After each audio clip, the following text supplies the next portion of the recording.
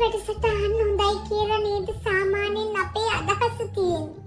පොඩි ළමයි කාටුන් වලට කැමති. කාටුන් වල ඔක්කොම ඉන්නේ සත්තු. එතකොට පොඩි ළමයි විවේකයෙන් ඉන්න වෙලාවට මනසින් ජීවත් වෙන්නේ තිරිසන් සත්තු එක්කයි. එතකොට තිරිසන් ලෝකේ තමයි මනසින් ඉන්නේ. සත්තු කතා කරනවා, සත්තු hina වෙනවා, සත්තු ඇඳුම් ඇඳගෙන ඉන්නවා, සත්තු නටනවා, පොඩි ළමයි බලාගෙන ඉන්නවා.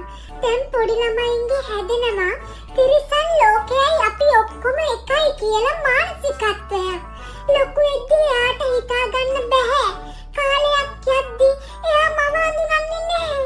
පියා හඳුනන්නේ නැහැ. හොඳට මේ ගැන හිතලා බලන්න. එච්චරයි.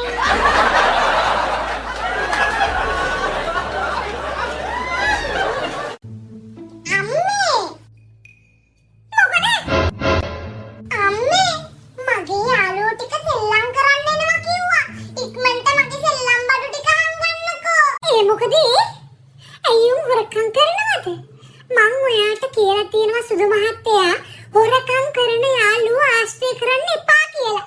පිස්සෝ. නෑ අම්මේ. යාළුවගේ සෙල්ලම් බඩු අඳුරනවනේ. එතකොට උඹද හොරා? යකෝ මුගේ අම්මගේ ළමයෙක් නේ යකෝ. අද තොට මම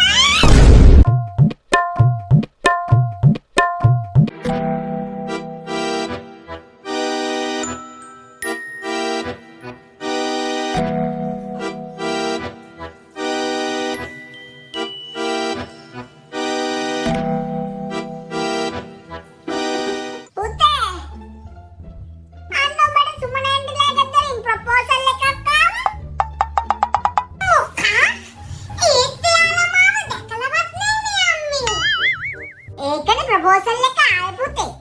උඹ දැකලා තියෙනවා නම් ප්‍රොපෝසල් එකක් එයිද බං? A few moments later.